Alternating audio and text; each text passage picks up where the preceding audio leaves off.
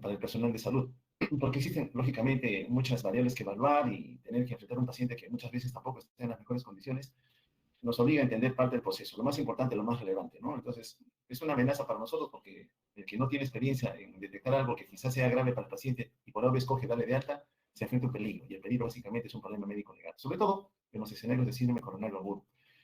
Pero no solamente en este escenario es ciertamente necesario entender la electrocardiografía, también es importante en otras condiciones patológicas. No es una herramienta difícil, es una herramienta que exige alguna comprensión del aspecto fisiológico para poder entender cómo es que se suscita el registro y qué es lo que yo entiendo que está sucediendo cuando tengo un registro. Es como una determinante de la actividad eléctrica en el corazón. Entonces cuesta, sí, cuesta mucho, mucho ejercicio mental, sobre todo enfrentar pacientes, interpretar, saber que lo que estoy viendo y la interpretación que le doy es realmente la correcta o no, es también muy determinante. Importante para nosotros saber que la bomba cardíaca, cuya localización anatómica ya reconocemos a nivel mediastinal, mediastino medio, está asociada a otros órganos estructurales también que ciertamente por alguna condición patológica podrían afectar la función de la bomba. Pero cuando hablamos de función de la bomba, hablamos de movimiento. Y el movimiento no es en sí una actividad eléctrica concisa que se origine espontáneamente. Está supeditado a la activación de un sistema eléctrico. Gracias a la interrelación entre el estímulo eléctrico que se genera con una serie de señales eléctricas en el corazón, esto va a ser acoplado luego al trabajo mecánico. Y el trabajo mecánico exige, por parte de los ventrículos, que estamos tratando acá de señalar, ventrículo izquierdo y el ventrículo derecho, un aumento en la presión intracavitaria, tanto ventrículo izquierdo como derecho, para que haya un movimiento de sangre, que se establezca un gradiente de presión, para que el flujo se mantenga continua en la economía, tanto en la circulación sistémica como en la circulación pulmonar.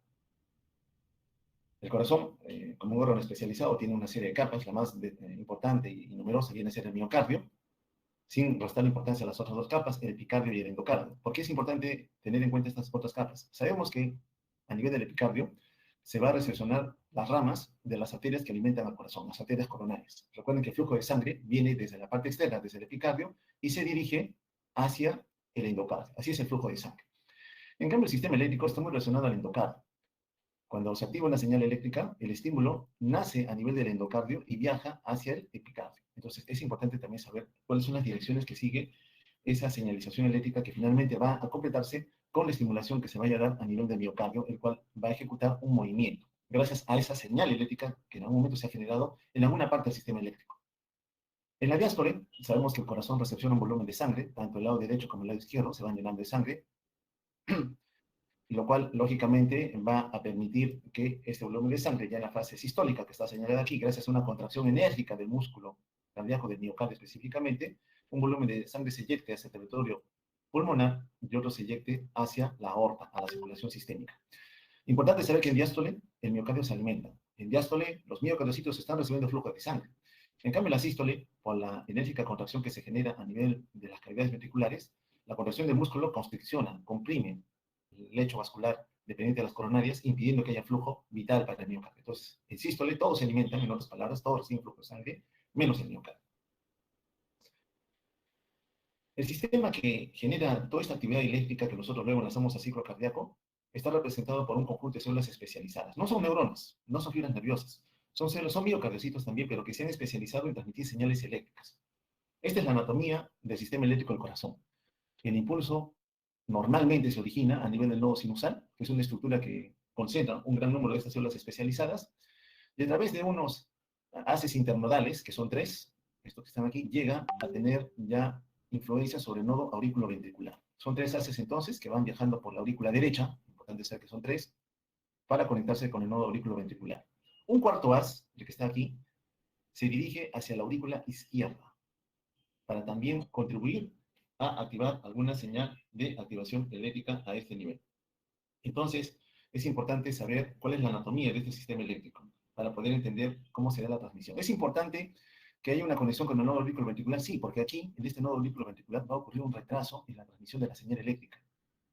Va a enlentecer la velocidad a la cual la señal intenta llegar a los ventrículos. ¿Y por qué le enlentece? Con el fin justamente de que este cuarto haz llegue a la aurícula izquierda, que está algo más distante de este conjunto de haces internodales, para que consiga activar a la aurícula izquierda.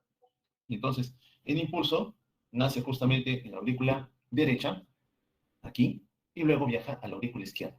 Una vez que se ha sincronizado la activación auricular de ambas aurículas, el nodo auriculoventricular, que ya ha enlentecido la producción de la velocidad de conducción, ahora sí permite que la transmisión eléctrica vaya hacia los ventrículos.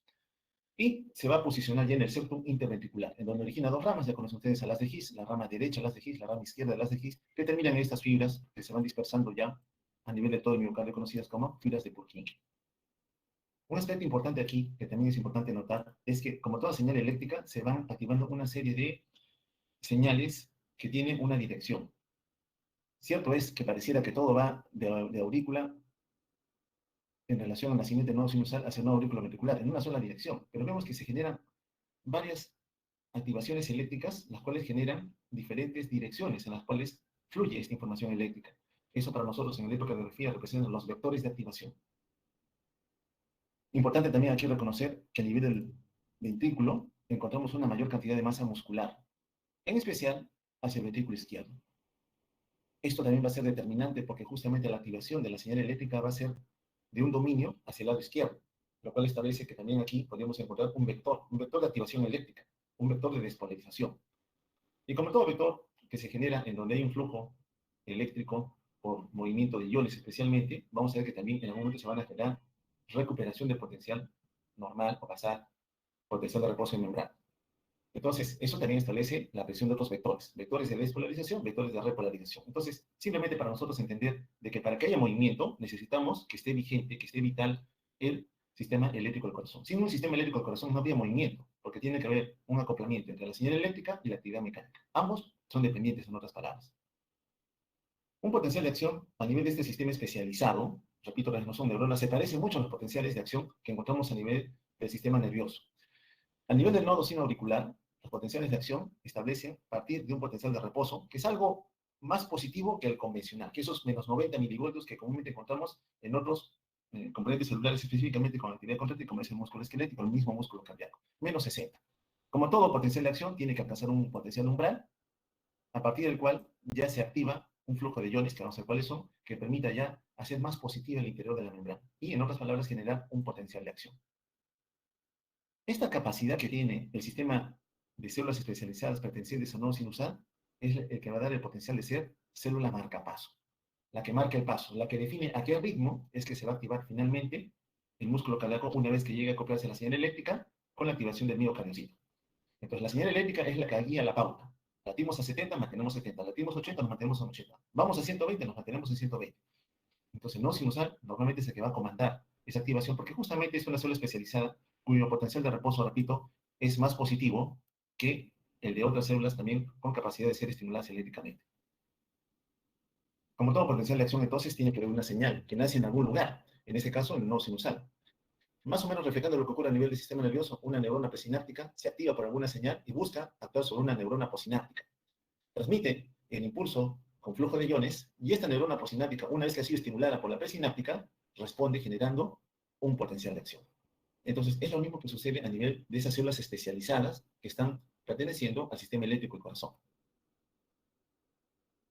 Luego de esto, lógicamente, la señal eléctrica se tiene que acoplar con la esfera mecánica, con el miocardiocito, y lo que le tiene que indicar es que se generen ciclos de contracción regional. Regional, vale decir, en algún momento se activará la contracción de las aurículas y en otro momento la activación de los ventrículos. La activación de los ventrículos. Eso es importante. Entonces, esta activación de los ventrículos, en teoría, tiene que seguir a la activación de las aurículas, para que con esto, lógicamente, pueda favorecerse un acoplamiento secuencial en la activación de un conjunto de cavidades, seguido luego de la activación de otras cavidades cuando estas últimas ya se han relajado. Entonces, ocurre una estimulación con contracción, mientras otras se van relajando, luego se contraen, y al inverso ocurre con las otras cavidades, que lo vamos a tener un ratito más. El objetivo final, entonces, es bombear la sangre. ¿Cómo se consigue, entonces, que esos ciclos cardíacos, la capacidad de que tenga yo de palpar el pulso y decir, sí, pues si hay pulso, la persona está viva, en otras palabras, justamente porque tiene que originarse una onda de despolarización. ¿En dónde? En el sistema eléctrico del corazón. Luego de ello, acoplarse al miocardiocito y dentro de este diseminarse de un miocardiocito a otro, a través de una disposición in situ que ustedes ya reconocen bien por histología. Entonces, en algún momento, en algún lugar no sinusal, normalmente, ocurre una despolarización de la membrana. Y esta despolarización va a llevar a que un flujo de iones vaya siendo la parte interna de la membrana más positiva en relación a la parte externa. Es lo que habitualmente ocurre. Esto en especial a nivel de los miocardiocitos. ¿Y qué va al final? Que hay una transmisión en secuencia. Una tras otra se van a ir activando hasta que, en forma sincrónica, si estamos a nivel ventricular, esto responda con una contracción sincronizada que permite inyectar un volumen de sangre a la economía. Entonces, repito otra vez, la onda de despolarización que normalmente activa y que inicia la activación eléctrica a nivel del corazón, nace en el nodo sinusal. ¿Y por qué nace aquí? Porque es que él es el que comanda. ¿Por qué parte del sistema eléctrico es el que decide en qué momento va a ocurrir o a qué frecuencia van a ocurrir las descargas eléctricas? Porque tiene un potencial de reposo de membrana inestable. Es inestable. Vamos a ver qué iones tienen que ver con esta inestabilidad. Y esta presencia, esta particularidad de estas células, le da la capacidad de comportarse como una célula marcapaso. Entonces, el nodo sinoauricular tiene miocitos, no son células nerviosas, son miocitos que están especializados. ¿Especializados en qué? En generar actividad eléctrica, y específicamente aquí en generar potenciales de acción espontáneos. Él solo puede generar actividad eléctrica. No necesita de nadie más si una vez uno puede extraer a este órgano de un individuo cualquiera. Pero esté influido por el sistema nervioso autónomo. En tanto esté posicionado en nuestro organismo, el sistema nervioso autónomo también puede influir ahí. Entonces, localmente, él solo puede originar los estímulos, pero si en algún momento el sistema nervioso autónomo se activa por alguna condición, puede estimularlo o puede inhibirlo, dependerá qué rama es, la simpática o la parasimpática. ¿Cómo la secuencia de despolarización? Dado que hemos mencionado que debe existir un orden, una jerarquía. Bueno, como el sistema eléctrico nace en la aurícula derecha específicamente, entonces la secuencia de despolarización lógicamente tiene que empezar allí, a nivel de las aurículas. La velocidad a la cual se transmite la señal eléctrica en la aurícula, más o menos es de 1 metro por segundo. Bastante rápido en realidad. Luego de eso hemos visto que esa onda de despolarización, esa transmisión eléctrica que abarca primero la aurícula derecha y luego va a la aurícula izquierda, se detiene un rato en el nodo auriculoventricular, necesario ciertamente para esperar a que la aurícula izquierda también se despolarice. Recuerda que este nodo es una placa de cartílago, o sea, no hay miocardiocito, no hay célula especializada, es netamente material fibroso. Tiene miocardiocitos no contráctiles, o sea, no van a responder, solamente van a retrasar la transmisión de la señal. Y miren la velocidad a la cual el nodo auriculoventricular transmite la conducción de la señal eléctrica. 1/10 a 1/20 a lo cual normalmente ocurría a nivel de las aurículas.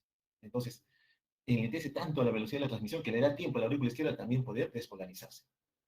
Una vez que ya la señal eléctrica ha traspasado el nodo aurículo ventricular, pasa al sistema His-Purkinje, a las de His, en donde la velocidad se acelera ostensiblemente de 2 a 4 metros por segundo, mucho más rápida.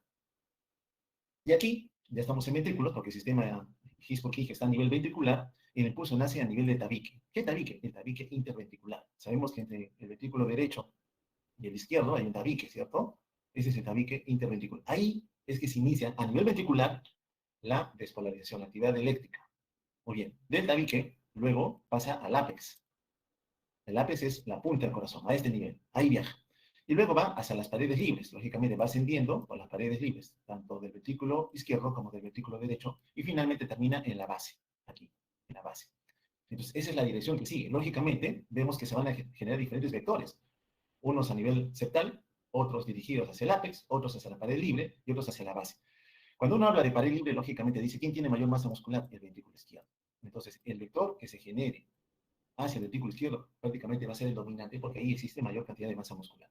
Muy bien. Y luego, lógicamente, de haber pasado de aurícula a noda B, a las de His, termina ya con el miocardiocito a nivel ventricular. ¿Y a qué velocidad se transmite entre los miocardiocitos? A 1 metro por segundo. Entonces, todo sigue una jerarquía, una secuencia, un orden. Nace en la aurícula, pasa al ventrículo, pero no es tan fácil esa pasada porque tiene que iniciarse a nivel del nodo sinusal, llegar a noda B, se enlentece la velocidad de la conducción, pasa a las de His un poco más rápido y finalmente termina por las fibras de Purkinje a nivel de los miocardiocitos presentes en los ventrículos, lógicamente a diferentes velocidades de conducción. Entonces aquí vemos cómo el impulso nace en el nodo sinusal, llega a la aurícula derecha, también la aurícula izquierda, el nodo B lo retrasa, llega al septum, se transmite luego a las paredes libres, ¿no? Como el ápex, paredes libres y finalmente la base. Toda esta actividad eléctrica que nosotros estamos viendo va a ser representada. ¿A qué nivel? A nivel del electrocardiograma. El electrocardiograma que estamos viendo aquí abajo está registrando la activación que ocurre en el sistema eléctrico del corazón, tanto a nivel auricular, tanto a nivel de las aurículas, que normalmente debe ser en forma sincrónica, con cierto retraso en la aurícula izquierda, y luego pasará a nivel de los ventrículos.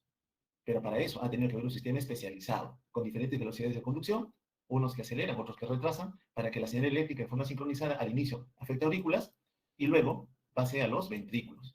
Ambos no se pueden contraer a la vez. Primero tiene que haber una activación auricular y luego tiene que ocurrir una activación ventricular.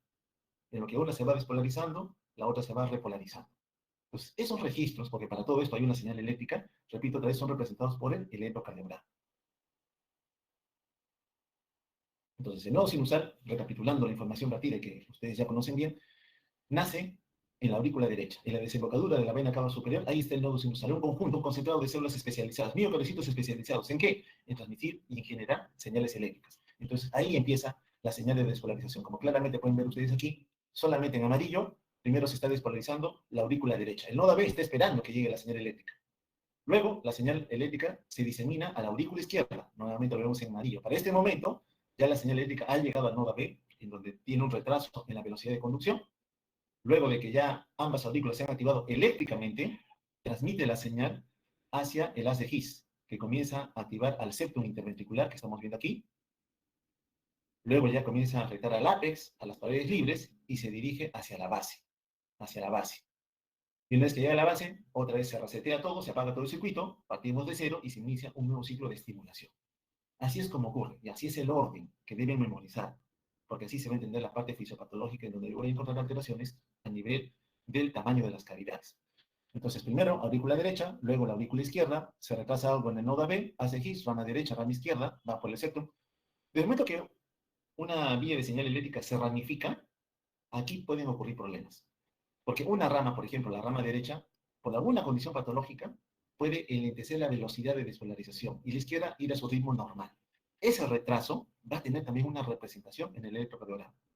Desde el momento entonces que una fibra se comienza a ramificar, alguna de ellas puede transmitir en forma anormal la señal eléctrica, que finalmente termina estimular el ventrículo, sí, pero en el electrocardiograma yo voy a poder detectar esa anormalidad. Otro aspecto importante, que no lo comenté aquí, en el escenario patológico. Imagínense ustedes que tuviéramos una aurícula izquierda agrandada.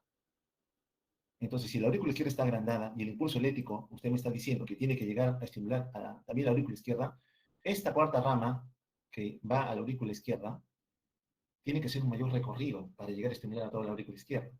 Entonces, ese mayor recorrido va a ser registrado también con un mayor tiempo de duración de la actividad auricular.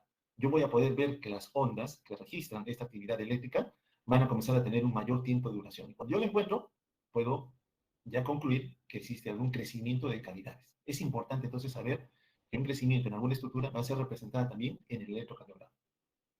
Como vemos aquí, existen señales de despolarización, esto es despolarización netamente, que nacen a nivel del endocardio y se van al epicardio, otra vez lo reitero. Entonces, si por haber hubiera alguna zona muerta, como ocurre en el infarto, esta zona muerta va a tener una mala transmisión de esa señal. Y también el electrocardiograma va a poder detectar esa anormalidad. Entonces también me va a ayudar a identificar qué zona, en qué parte del corazón está afectada. Entonces, el saber la secuencia, dónde empieza, por dónde se transmite, dónde se detiene, dónde se lentece, dónde reaparece la activación de la señal eléctrica, es muy importante para poder entender lo que luego se va a registrar en el electrocardiograma. Entonces aquí vemos ya la representación de diferentes potenciales de acción, de despolarizaciones. Lógicamente, cuando uno habla de despolarización, no solamente está hablando del sistema eléctrico, también el miocardiocito se va a despolarizar. Entonces, vamos a ver que en cada uno de estos lugares anatómicos, nodo sinusal, por ejemplo, se generan diferentes potenciales de acción. El nodo sinusal que comanda el potencial de acción es el que ya conocíamos que ocurre a nivel del sistema nervioso para estimular a las neuronas. Es muy parecido, porque es una célula con capacidad de transmitir señal eléctrica y de originarla también. Miren que cuando nos metemos al músculo de la aurícula, el potencial de acción se desvía. No es el que habitualmente reconocemos a nivel auricular. Tiene una rápida aparición de la rampa ascendente de despolarización y luego se va repolarizando. Esta morfología también es importante que sea reconocida. A nivel del músculo cardíaco, en este caso auricular, el potencial de acción es diferente al que ocurre a nivel del sistema eléctrico.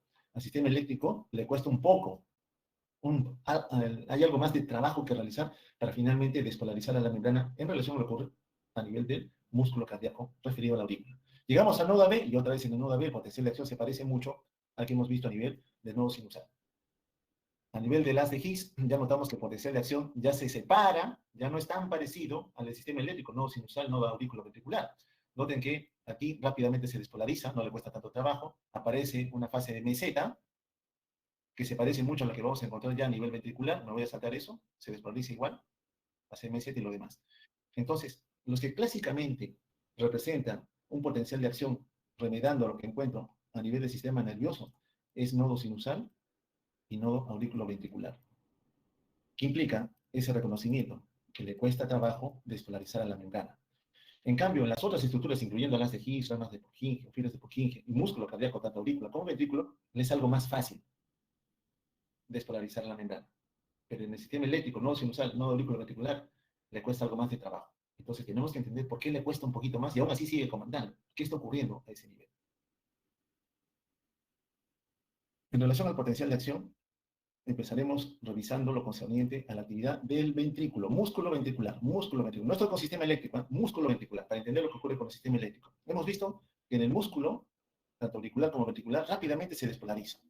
Ocurre una rápida despolarización. No es lenta, mejor dicho, no es tan costosa como la que ocurre a nivel del nodo sinusal, nodo auricular ventricular.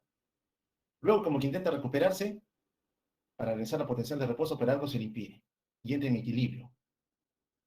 Y finalmente se recupera el potencial de reposo. En todo este cambio de potencial de acción que se genera a nivel del músculo ventricular, intervienen iones, flujos de iones. En la despolarización, que es rápida, lo hemos visto, es rápida, prácticamente es perpendicular, el flujo dominante es de iones sodio. Ingresan los iones sodio a gran velocidad. Luego de haber despolarizado la membrana de menos 90, menos 90 es en el músculo cardíaco, sí señor, es menos 90. En el sistema eléctrico hemos visto que es menos 60. Muy bien, de menos 90 rápidamente llega a despolarizarse, se hace muy positivo, porque está ingresando los iones sodio. Inmediatamente este cambio es detectado por dos canales, unos de potasio y unos de calcio. Estos de potasio comienzan a aperturarse para intentar recuperar el potencial de reposo de membrana. Pero como al lado tiene los canales de calcio, que son voltaje dependientes, y ya se despolarizó la membrana, el canal de calcio también se abre. Y el calcio es dominante en el extracelular. El calcio ingresa al interior. Y mantiene un equilibrio entre la salida de potasio y el ingreso de calcio. Por eso encontramos esta fase meseta, la fase plató. Finalmente, se van a abrir otro tipo de canales de potasio. Entonces, hay dos tipos de canales de potasio, sí señor. Hay dos tipos de canales de potasio, que son los que van a comenzar a salir en mayor número hacia el extracelular y permiten que la membrana recupere su potencial de reposo, la vaya a recuperar. La primera parte en la cual el ventrículo se está despolarizando, más cargas positivas al interior, se reconoce como despolarización. La segunda parte, casi final, el tercio final, en donde la membrana recupera su potencial de reposo, va asociada a la repolarización. Muy bien. Un aspecto importante a reconocer aquí es que mientras se está despolarizando la membrana del músculo ventricular, ningún estímulo, por muy fuerte que sea, va a poder generar otro potencial de acción. A eso lo llamamos periodo refractario. En la primera fase de este periodo refractario hay un bloqueo absoluto. Ningún estímulo va a lograr generar otro potencial de acción. Pero hacia el final, puede haber sí ciertamente cierto favoritismo para que un estímulo suficientemente fuerte sí genere la aparición de un potencial de acción. Ese es el periodo refractario relativo y es peligroso porque puede inducir la aparición de arritmia cardíaca. Muy bien, esta es actividad eléctrica. Entonces, cuando yo veo este escenario de actividad eléctrica, inmediatamente debo verlo acoplado a la esfera mecánica, porque la señal eléctrica solamente transmite onda de despolarización, potenciales de acción, pero tiene que acoplarse o buscar a quién, al miocardiocito, para que una vez que lo active, el miocardiocito genere la contracción, y con esto la eyección de un volumen de sangre. Muy bien, entonces la velocidad a la cual los miocitos conducen la señal eléctrica va a depender de cuán rápido sean para despolarizarse. ¿Cuán rápido te despolarizas? Ya hemos visto que el músculo se despolariza rápido. En general, en el corazón, tanto a nivel del sistema eléctrico como a nivel del miocardiocito, vamos a encontrar canales iónicos. Existen 5 canales iónicos descritos, y esto tienen que saberlo. 5 canales. Uno es el canal de sodio, dependiente de voltaje. ¿Qué quiere decir? Que cuando el potencial de reposo alcance un potencial umbral, este se va a abrir. Y hemos visto que se abre rápidamente, sí, es dependiente de voltaje. Hay un canal de calcio que también lo hemos visto, que también es dependiente de voltaje. Él está cerrado, pero en tanto el potencial de reposo se haga más positivo, ese canal se va a aperturar. El potasio tiene dos canales, ya lo hemos visto también, tiene dos canales que permiten intentar recuperar el potencial de reposo. Estos 4 están presentes en todo el corazón, tanto a nivel del sistema eléctrico como del músculo cardíaco. Hay un quinto canal, pongo 4, pero en realidad recuerden que son 2 de potasio. El quinto canal está presente solo en el sistema eléctrico. Hay un quinto canal que solamente está presente en el sistema eléctrico. Se le conoce como un canal inespecífico dependiente del nucleótido cíclico, nombre largo, ¿no? El NSH. Ese es un canal que necesita a un segundo mensajero para poder mantenerse abierto, ¿ya? ¿Y en qué caso se activa? Por hiperpolarización. Cuando usted tiene un potencial de acción, en el caso del sistema eléctrico, tiene esta morfología. Disculpe que se retrasa. Sí, tiene esta forma, sí, usted me la ha mostrado. Pero cuando el potasio está recuperando su potencial de reposo otra vez, ustedes han visto que el potencial de reposo se hace algo más negativo que el basal, se hace algo más negativo, y luego asciende. Esta parte que estamos viendo más negativa, ¿qué significa? Que la membrana se ha hiperpolarizado, porque mucho potasio ha salido. En esta parte de aquí, en esta zona donde se ha hiperpolarizado, porque mucho potasio ha salido, se apertura este canal. Entiéndalo, es muy importante que lo entiendan, por favor. Entonces, este canal se abre cuando la membrana está muy hiperpolarizada. Y ocurre normalmente cuando la célula eléctrica del corazón se está recuperando, se va a hiperpolarizar. Se hace más negativa, más allá de los menos 60, menos 70, menos 80, menos 90, muy negativa. En ese momento se abre este canal, se abre el canal. Entonces, el requerimiento para que se produzca es la hiperpolarización. Muy bien, sigamos adelante. Entonces, sabemos que la membrana intrínsecamente tiene poca permeabilidad para los iones. Ella no permite, porque ella selecciona quién ingresa y quién sale. Para eso tiene proteínas de transporte en la membrana. Sabemos que el potencial de membrana de reposo es dependiente de la conducción al potasio. El potasio es el que determina el potencial de reposo de membrana finalmente. No es el sodio, no es el claro, no es el calcio, es el potasio. Y el potasio tiene un dominio intracelular, lo sabemos. ¿Y por qué? Porque al interior de la célula hay buena cantidad de proteínas, las cuales por su carga negativa lo mantienen ajustado ahí, lo mantienen en el intracelular. Pero cuando atrapas una sustancia a un lado de la membrana, más que en el otro, generas, sabemos, gradientes de concentración. Sí, tal igual como ocurre en otras células, aquí también se van a generar gradientes de concentración. El interior de la membrana, el interior estamos hablando, es negativo en relación al exterior, también lo saben bien ustedes. Y eso genera un potencial de reposo. VM es potencial de reposo. Muy bien. Hay un ion que domina el extracelular, es el sodio. Sabemos el sodio. Sabemos que es dominante en el extracelular, hay poco en el intracelular. Por tanto, el sodio tiene un gradiente que lo impulsa a meterse al interior de la célula. Sí, se va a meter o va a ingresar cuando la proteína de membrana se lo permita.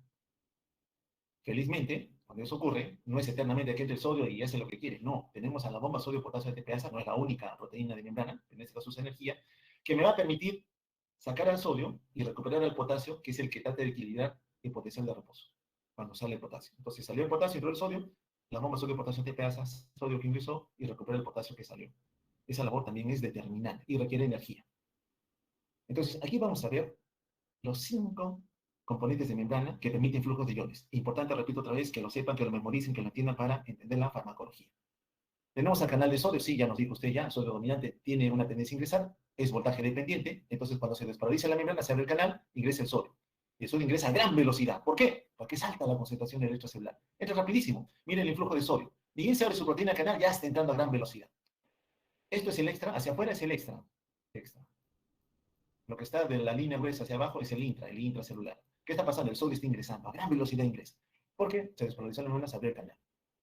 Inmediatamente se despolariza, los canales de potasio dicen, tengo que recuperar el potencial de reposo. Es cierto, porque han detectado un cambio en este potencial de reposo.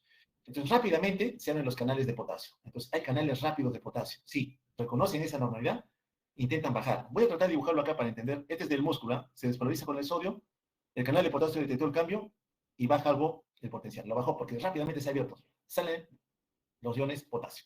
Pero hay un canal agregado, que es el canal de calcio, que como se ha despolarizado la membrana y este es voltaje dependiente, se apertura.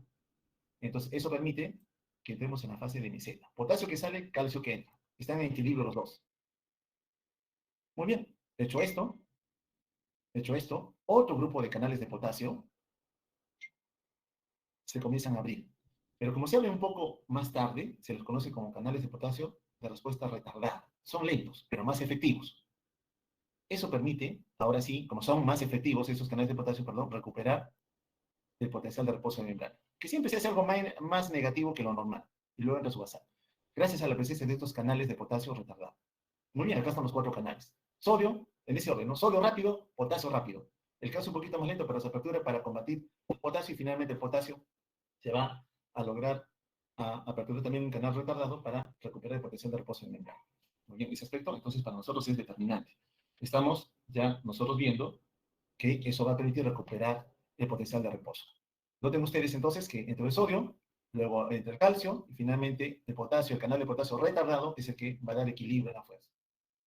¿No? Es nuestro Luke Skywalker, ¿no? El equilibrio a la fuerza. Muy bien. Esto en todas las células, sí señor. Pero en la célula, esto es miocardiocito, pues, miocardiocito. ¿Y qué ocurre en el sistema eléctrico? Ah, aquí está este canal. El canal activado por nucleótido cíclico, asociado a la hiperpolarización de la membrana. Recuerda que cuando el potasio sale, sale mucho en el sistema eléctrico, ¿ah? No confundir con miocardiocito. Este canal se apertura este canal. Y este canal, noten que facilita el ingreso de iones sodio. Este canal facilita el ingreso de iones sodio en presencia de ANP cíclico y saca potasio. Entonces, este canal es especial. Es el que le va a dar autonomía al sistema eléctrico. Es el que va a dar la capacidad de que él solito active un potencial de acción. Que no espere una señal eléctrica únicamente del sistema nervioso. Él solo está presente en las células del sistema eléctrico. ¿Cuáles? Nodo sinusal y nodo aurículo ventricular. ¿Por qué dice usted eso? Porque hemos visto que el potencial de acción de nodo sinusal y nodo aurículo ventricular son muy similares. Tienen esta morfología. Y las otras células, ACG, filas de Purkinje, miocardiocito, a nivel auricular ventricular, se parecen a este de acá.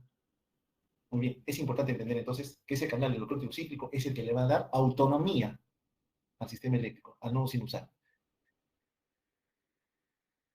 En el miocardiocito, músculo cardíaco, el potencial de reposo, repito, es algo más negativo, ¿no? Menos 90 milivoltios. Sabemos que hay una tendencia a traer sodio al interior, contrarrestado felizmente por la presencia de la bomba sodio-potasio TPase. Sabemos que los canales se van a activar en relación a los cambios en el voltaje, en el potencial de reposo. ¿Quiénes son esos? Cuando se despolariza la membrana, sodio y calcio.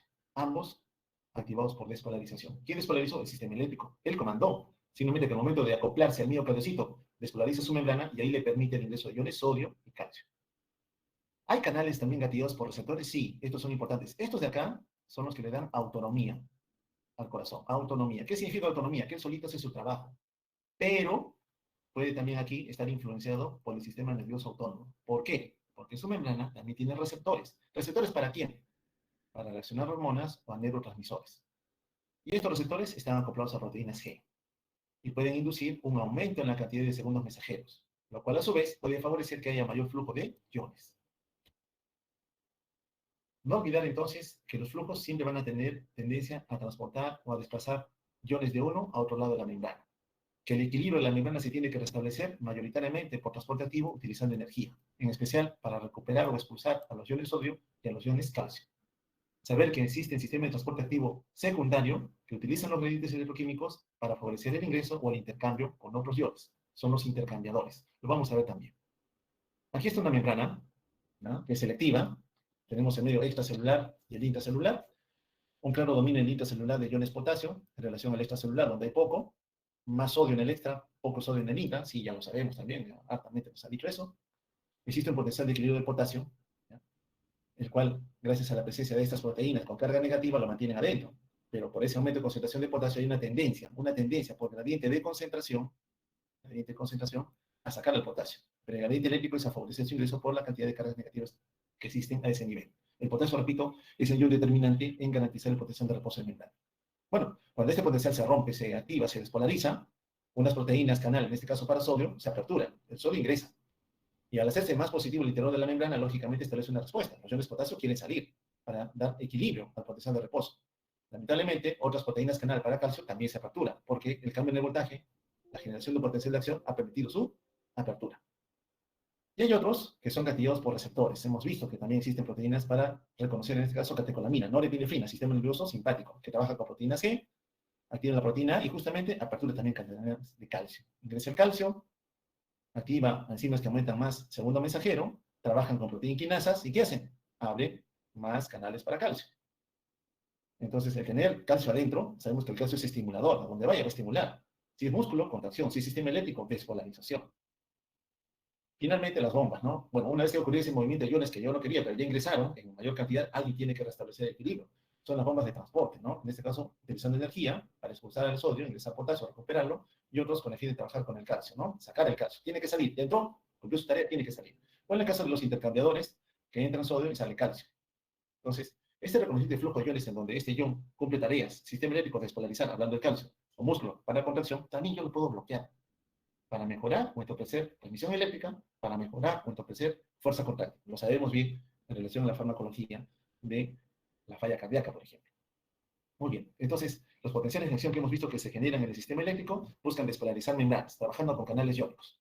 Sabemos que estos potenciales de acción que están presentes aquí van a durar más que los que se presentan a nivel de la fibra nerviosa o del músculo esquelético. ¿Cuánto duran? 300 milisegundos. Y en el músculo esquelético, miran, 1 a 3 milisegundos. ¿Y por qué dura tanto? Porque aquí hay una fase, plató, acuérdate de esa fase, esta que he dibujado mal. Esto alarga, prolonga la duración de ese potencial de acción. Y eso va a tener un registro, una gráfica en su electrocardiograma. Entonces, es importante saber que el músculo cardíaco responde también a aquella señal que empezó en el sistema eléctrico y que en algún momento se conectó con el miocardiocito. Recordemos que el músculo ventricular tiene un potencial de reposo de menos 90 milivoltios. Muy bien. Entonces, sabemos que en algún momento el potencial de acción se genera, se hace más positivo el interior. Cuando llega a un potencial umbral menos 65, más positivo se ha hecho, lógicamente se aperturan los canales de sodio y el sodio ingresa a toda velocidad, como lo vimos. Cuando ingresa a toda velocidad, comienza a despolarizar la membrana. Muy bien, una vez que llegamos a los menos 65, voy a graficar, es músculo, recuerden, potencial de acción del músculo tiene esta forma. Una vez que el sodio ingresa, lógicamente, estaba en menos 90, cuando llegó a menos 65, el sodio ingresa a gran velocidad. Una vez que llegó a esos menos 65, se da inicio al periodo refractario absoluto. ¿Qué quiere decir? Ningún estímulo en esta parte del potencial de acción va a conseguir generar otro potencial de acción. Muy bien, pero cuando esta fase de meseta que se genera entre las salidas de potasio y el ingreso de calcio finalmente termina o da inicio a la repolarización, se da inicio al periodo refractario relativo. Y este periodo acá, repito, este de aquí es más vulnerable. ¿Para qué? Para generar arritmias cardíacas. Eso también es determinante. Entonces, en la fase plató es el equilibrio entre el ingreso de iones calcio, que lo hemos visto, y la salida de iones potasio. Al final, la repolarización se va a garantizar porque va a haber un dominio de apertura de canales de potasio, los lentos, los retardados, que finalmente van a hacer que la membrana recupere su potencial de reposo. Aquí está el potencial de acción del músculo ventricular músculo, no olviden, tiene esta forma. La fase 0 se despolariza rápidamente porque ingresan los canales de sodio, que como se aperturaron rápidamente se cierran. Y luego da lugar a la fase 2, fase meseta, en donde los canales de potasio se van abriendo. Y conforme se van abriendo, los canales de potasio noten que hay mayor cantidad de potasio que sale hacia afuera, hasta que finalmente logra retornar el potencial de reposo al basal. ¿Y esto qué hace? Esta fase meseta, que está originando que hay una prolongación del potencial de acción. Es mucho más largo, dura más a nivel del corazón. ¿Y qué ocurre en el nodo sinusal? Bueno, este es característico, no lo hemos visto. Aquí hay un canal asociado al nucleótido cíclico que se activa por hiperpolarización, el NSH, que lo comentamos hace un rato. Difiere del ventrículo, sí, su potencial de acción tiene esta morfología. El ascenso es más lento, sí, yo me estoy dando cuenta, pues le cuesta llegar, sí. Porque no hay canales funcionales de sodio, no hay funcional. El sodio no es el que va a despolarizar la membrana. La despolarización aquí se da por el ingreso de iones calcio. El nodo sinusal origina potenciales de acción porque se va a permitir que el ion calcio despolarice la membrana. El potencial de reposo aquí no es como el músculo ventricular de menos 90, aquí es de menos 60 milivoltios. ¿Y cuánto tiene de alcanzar para que despolarice? Bueno, de menos 60 tiene que llegar a menos 40. Cuando llega a menos 40, se abren estos canales de calcio. Y ahí recién da lugar a la aparición de un potencial de acción. ¿Y quién intervino en esta primera fase? Recuerde usted, el que intervino aquí es el NSH. Un canal activado por el nucleótido cíclico, ANP cíclico en este caso, que se activa solo cuando se hiperpolariza la membrana, cuando ha estado muy negativa al interior de la membrana. Ahí es que se apertura ese canal. Y como él solito está perdiendo flujos de iones, ¿de quién? De sodio. Sí, aquí el sodio está dominando, el sodio ingresa, pero el sodio no genera potencial de acción. Solamente cuando llega a menos 40, se abren los canales para calcio. Y el calcio sí es el que va a originar, el calcio aquí es el que sí va a originar la aparición de potencial de acción. Entonces es diferente en el músculo cardíaco, que es el sodio netamente, a lo que ocurre en el sistema eléctrico del corazón. Es importante entenderlo, sí, porque tenemos un conjunto de fármacos que trabajan bloqueando a los canales de calcio. Entonces tenemos que entender en dónde es que finalmente van a actuar. Entonces acá este potencial de acción del nodo sinoauricular, acá le cuesta, de menos 60 llegó a menos 45, menos 40, hasta ahí todo es por el nucleótido cíclico, sodio está ingresando. Llegadas lo van a alumbrar, inmediatamente, como ven ahí, el calcio se aperturó y dio origen a potencial de acción. Y luego el potasio comienza a salir para retornar el potencial de reposo a lo normal. ¿Pero qué origina en su camino? ¿Qué origina en su camino? La hiperpolarización de la membrana. Esto es. Al hacerse más negativo, se abre ese canal del nucleótido cíclico que permite que el sodio pueda ingresar. Muy bien. Pero noten aquí que el tiempo de duración de este potencial de acción es algo más corto que el que ocurre a nivel del músculo ventricular. Es de 300, aquí es de 200 milisegundos. y luego ya origina nuevamente la aparición. Perfecto. Entonces, estos potenciales de acción que uno va a visualizar nacen en el sistema eléctrico y en algún momento se acoplan a la esfera mecánica, miocardiocito. El que comanda es el nodo sinusal. Aquí empieza el estímulo normalmente. Pero usted me ha dicho que el nodo B genera el mismo potencial de acción. Ambos se parecen.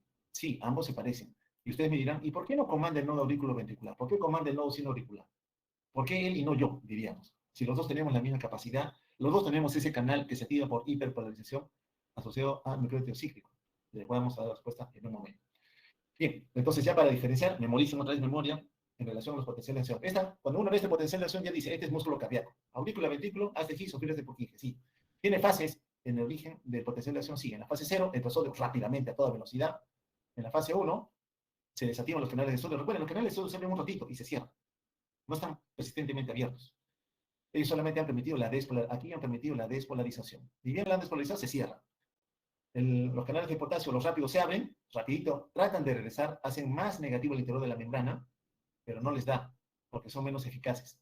Y a la par, hubo otro canal activado por voltaje, que son los canales de calcio, que comienzan a abrirse para ingresar también. Entonces, eso da origen a la fase meseta, la fase 2, fase meseta. Finalmente, en la fase 3, los canales de potasio, más lentos, les ha demorado, más lentos, comienzan a capturarse, pero son mucho más efectivos. ¿En qué? En recuperar el potencial de reposo al estado basal.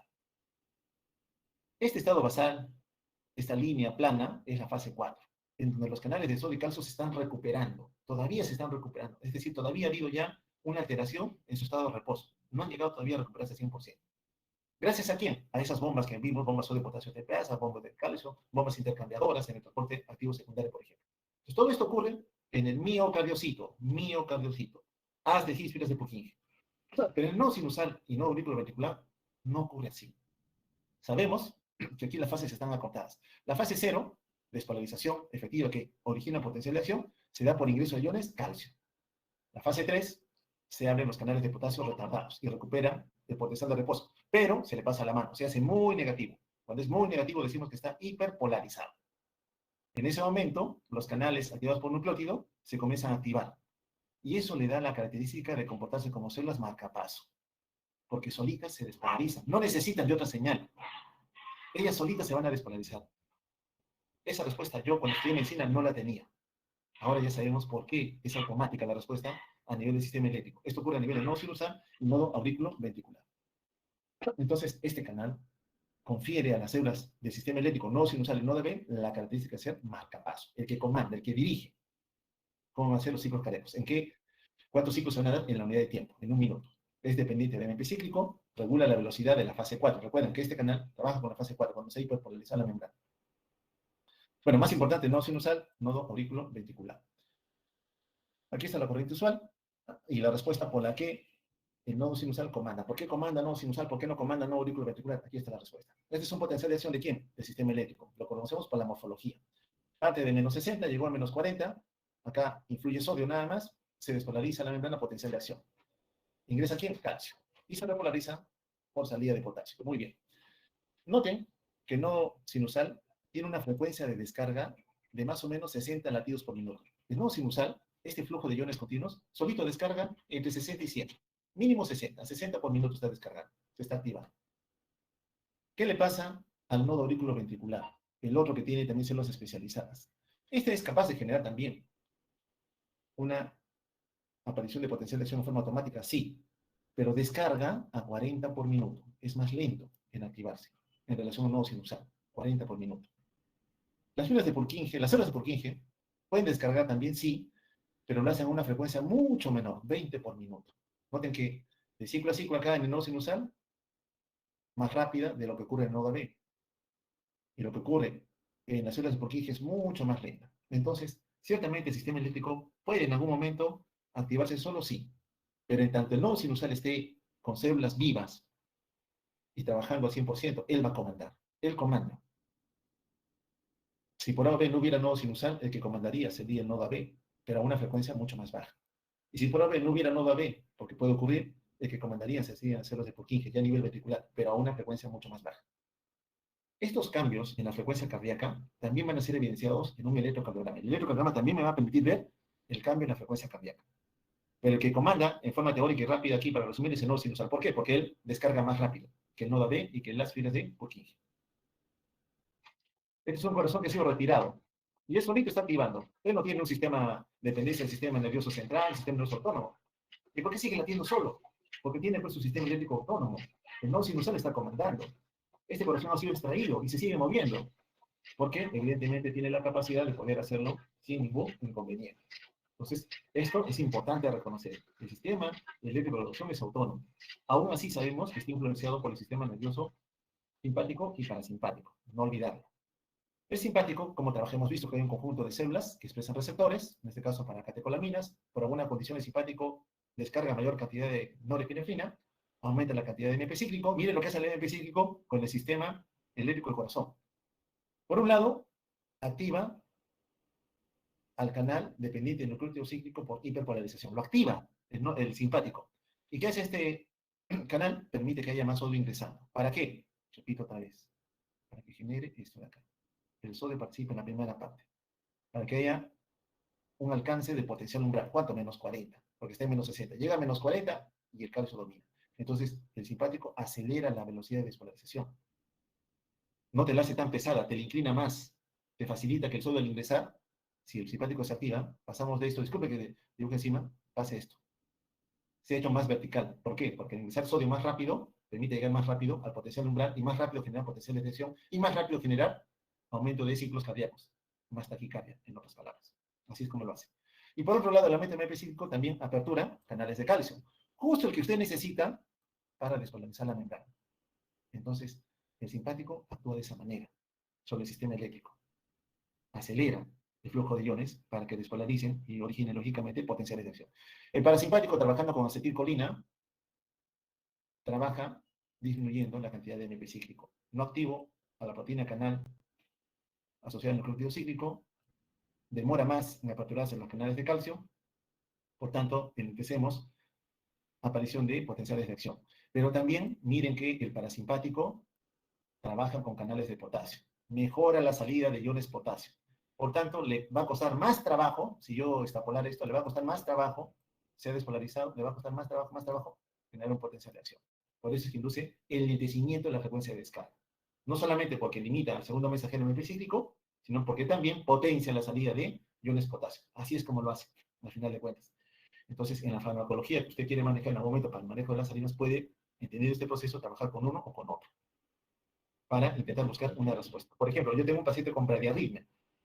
Su corazón está latiendo a 50 por minuto y a mí no me conviene. Entonces digo, por alguna manera, el parasimpático favorece eso. Digo, ¿puedo apagar al parasimpático? Sí, pues usted puede bloquear a la acetilcolina, ocupando sus sitios de acción. Por ejemplo, usar la atropina, ¿no? La atropina ocupa el lugar del receptor muscarínico de acetilcolina y le impide relacionarse con la célula diana. Por tanto, al no haber parasimpático, el que queda solito ahora es el simpático. Y la frecuencia cardíaca, si es que el sistema eléctrico está a salvo, va a comenzar a subir. Pero si el sistema eléctrico ya está enfermo, dañado, por más atropina que le dé, no me va a responder. Entonces, el sistema eléctrico trabaja con flujos de iones. El músculo también trabaja con flujos de iones para permitir su despolarización. Y una vez que se ha despolarizado el músculo, también aquí se generan potenciales de acción, en donde el calcio va a ser claramente la estrella, porque estamos en músculo, que va a permitir liberar más calcio del retículo sarcoplásmico y favorecer finalmente en el músculo la contracción, que es lo que yo quería. Porque tu nodo sinusal, parte de tu sistema eléctrico, lo que buscaba era encontrarse al final del ciclo con el miocardiocito. ¿Para qué? Para que el sistema eléctrico le diga al miocardiocito que se tenga que contraer. Entonces tiene que acoplarse la activación eléctrica para que haya una respuesta mecánica. Ambos los necesitamos vitales. Si uno enferma, afecta al otro. Importante saberlo. Ambos tienen que estar bien para que garanticemos que hay un volumen stroke que se inyecte a la economía. Entonces, en el ciclo cardíaco, que es lo que ya nosotros vemos, la parte mecánica, vamos a notar la predicción de periodos alternos de contracción, sístole y de relajación, que es la diástole. Sí, lo vimos al inicio, ¿no? En donde se van a describir 4 actividades. Sucesos eléctricos que inician y coordinan la contracción, lógicamente. Primera aurícula, se activa, se contrae, el ventrículo está tranquilo esperando que llegue la señal eléctrica, recibió la sangre de la aurícula, se activa eléctricamente, miocardiocito comienza a estimularse, se contrae. En el momento que ocurre la sístole cardíaca, la aurícula está en diástole. Recuerden que es un aspecto sincronizado. No puede haber activación de las 4 cámaras a la vez. Tiene que ser todo en orden jerárquico. Una vez que el suceso eléctrico, la señal eléctrica pasó de aurícula a ventrículo, lógicamente tiene que haber cambios en la presión. Primera aurícula que se contrae para inyectar al final de la vez en un volumen de sangre a los ventrículos y del ventrículo, lógicamente, para distribuir esa sangre al resto del sistema.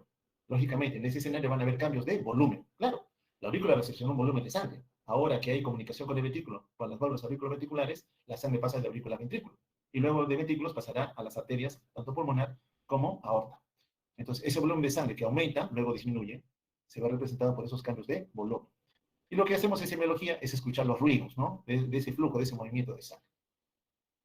Entonces, esas señales eléctricas van a verse representadas por cambios en el volumen, ¿no? En el volumen y en la presión. Acá se llenó el ventrículo izquierdo de un volumen de sangre, más o menos 120, 140 mililitros, está llenito, viene la señal eléctrica, aumenta la presión del ventrículo, tiene que ser más presión el ventrículo izquierdo, para vencer al de la aorta, se abren las válvulas hemodiálicas, y lógicamente en ese momento, ese volumen de sangre que era 140, 130, 120, 100, 80, 70 mililitros.